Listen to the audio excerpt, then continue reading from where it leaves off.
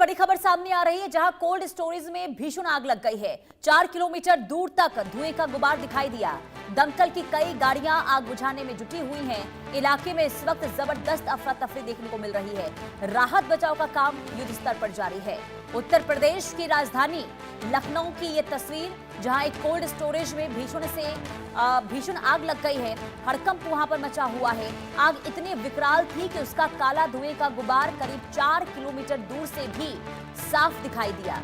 घटना की सूचना मिलते ही दमकल विभाग की कई गाड़ियां मौके पर पहुंची और आग पर काबू पाने के लिए युद्ध स्तर पर इस वक्त अभियान जारी है। वहीं आग की लपटों और घने धुएं के कारण पूरे इलाके में अफरा तफरी देखने को मिल रही है। एहतियातन के तौर पर आसपास के क्षेत्र को खाली कराया गया है, लोगों को सुरक्षित स्थानों पर पहुंचाया गया है। वहीं फिलहाल आग लगने के कारणों का पता नहीं चल पाया है। राहत की बात यह है कि अभी तक किसी के जनहानि की पुष्टि नहीं हुई है। वर्षा शाही संवाददाता तमाम जानकारी के साथ जुड़ चुकी हैं। वर्षा, क्या अपडेट है? क्या आग पर काबू पा लिया गया है? इस वक्त स्थिति क्या?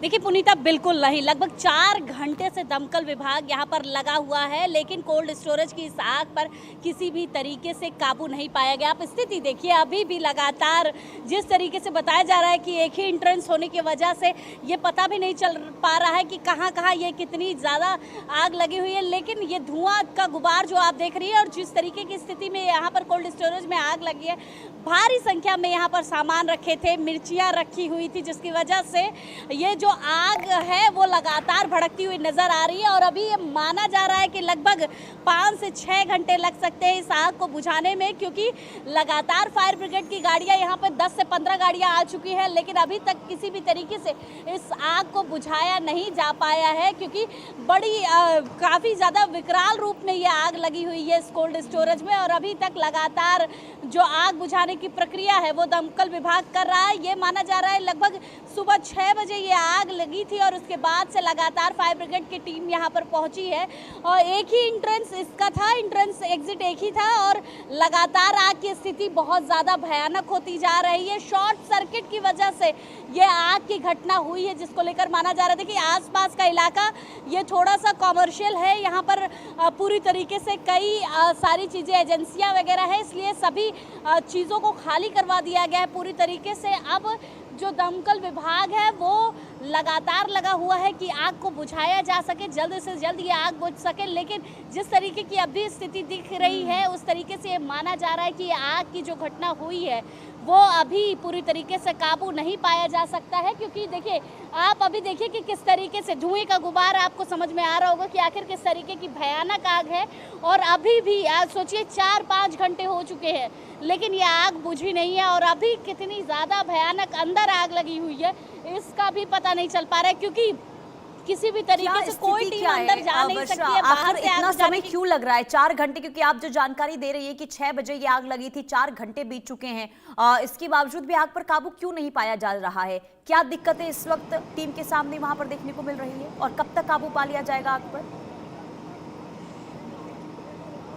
देखिए, क्योंकि एंट्री एग्जिट का एक ही रास्ता माना जा रहा है कोल्ड स्टोरेज के अंदर जाने के लिए, जिसकी वजह से अंदर कोई नहीं जा सकता। दूसरी पॉइंट ये है कि शॉर्ट सर्किट से ये आग लगी है, और शॉर्ट सर्किट की स्थिति कहाँ से कैसे आग लगी है ये भी नहीं पता चल पा रहा है। आप देखिए कि पूरी तरीके से जो फायर ब्रिगेड है वो बाहर से आग बुझाने की कोशिश कर रहा है, बाहर से पानी को अंदर डाला जा रहा है जिससे आग बुझ पाए।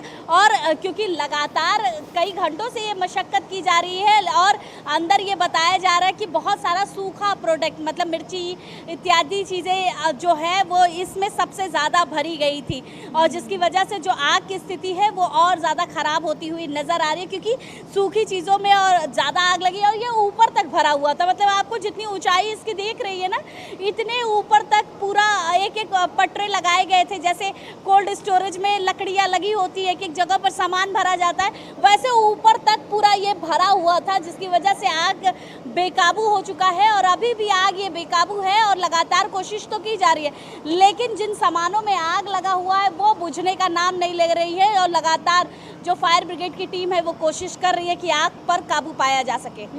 तो क्या प्लान बी तैयार है कि अगर बाहर से आग बुझाने को लेकर कदम उठाए जा रहे हैं लेकिन फिर भी आग पर कंट्रोल नहीं पाया जा रहा है, तो क्या दूसरी रणनीति पर आगे काम होगा कि कैसे आग पर कंट्रोल पाया जाए? इसे लेकर क्या तैयारी इस वक्त वहां पर हो रही है?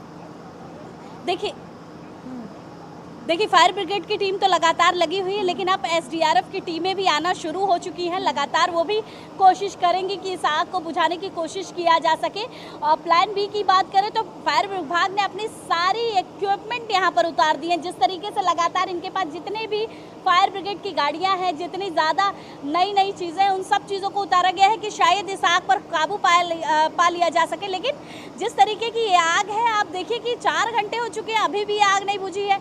अंदर जाने का कोई रास्ता नहीं है जिससे अंदर जाया जा सके और आग के बारे में पता चल सके कि कहां से ये आग शुरू हुई है और कहां ये आग लगातार बढ़ती हुई नजर आ रही है। क्योंकि आप इसकी लंबाई और चौड़ाई इस पूरे कोल्ड स्टोरेज की देखिए कि कितनी ज़्यादा है और जिस तरीके की आग है, तो जाहिर सी बात है किसी को पता नहीं चल पा रहा है कि आग कहां से शुरू और कहां इसका अंत है।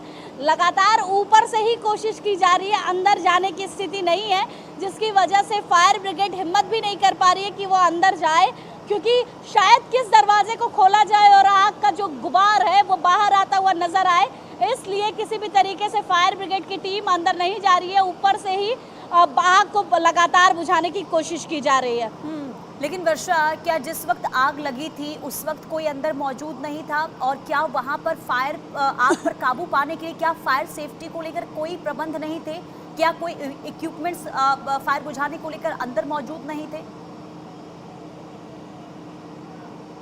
देखिए जिस तरीके से ये सुबह के समय में आग लगी हुई है, तो देखिए अब फायर सेफ्टी इक्विपमेंट आपको नज़र आ रहे होंगे। ये जो पाइपलाइन लगी हुई है, ये जो फायर सेफ्टी इक्विपमेंट है वो लगे हुए हैं, लेकिन ये काम नहीं करते पूरी तरीके से। और ऐसी ही घटनाएं जब हो जाती हैं तब ये पता चलता है कि ये फायर सेफ्टी जो इक्विपमेंट है वो बेफालतू के लगाए गए हैं और इस तरीके की बड़ी घटनाएं हो जाती हैं। और अभी भी जिस तरीके से इस पूरे जो हिमालयन कोल्ड स्टोरेज है, इसमें आग लगने के बाद फायर ब्रिगेड की टीम को बुलाया जा रहा है और पूरी तरीके से उनके द्वारा आग बुझाने की कोशिश की जा रही है। इसका मतलब पहले एक जगह से शॉर्ट सर्किट की घटना शुरू हुई, फिर धीरे धीरे पूरे कोल्ड स्टोरेज में आग लगी होगी। जब कोल्ड स्टोरेज से आग बाहर निकलने लगी तब लोगों को पता चला कि इसमें आग लग चुकी है, क्योंकि कोल्ड स्टोरेज में किसी भी तरीके से कोई मौजूद नहीं था।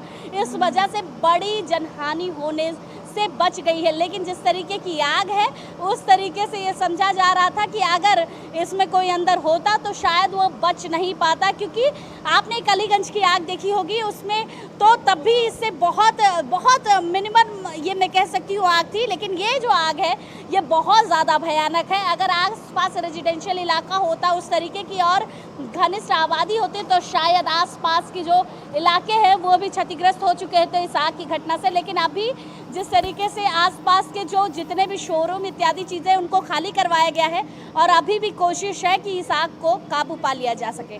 और सबसे बड़ी हैरान की बात यह है कि जो आपने तस्वीर दिखाई वर्षा की, फायर इक्विपमेंट्स मौजूद हैं, काम नहीं करते हैं। और ये वही लखनऊ है जहां पर अभी कुछ दिन पहले अग्निकांड की तस्वीर देखने को मिली थी, जिसमें कई बच्चों की जान चली गई थी। लेकिन इसके बावजूद भी देखिए हालात किस कदर वहां पर देखने को मिल रहे हैं। बहुत शुक्रिया तमाम जानकारी देने के लिए। आगे बढ़ते हैं महाराष्ट्र से खबर। महाराष्ट्र